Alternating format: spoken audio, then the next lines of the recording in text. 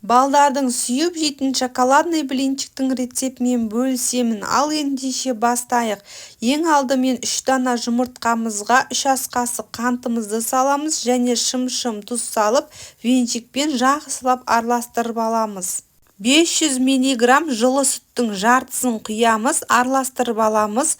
20 грамм какао қосамыз. Електен өткізілген ұнымызды саламыз. 120 грамм. Содан соң венчиктің көмегімен жақсылап араластырып аламыз. 3 ас қасық сұйық май қосамыз. Содан соң қалған сүтімізді құйып, жақсылап араластырамыз. Осымен біздің блинныйдың массасы дайын болды.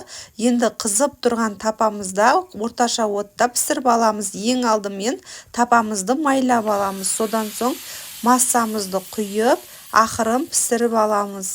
Құймақтың бірінші беті пісті, екінші бетіне аударамыз. Екінші беті тез піседі, сондықтан қарап тұрамыз. Қараңыздаршы, өте ажурный болып шықты.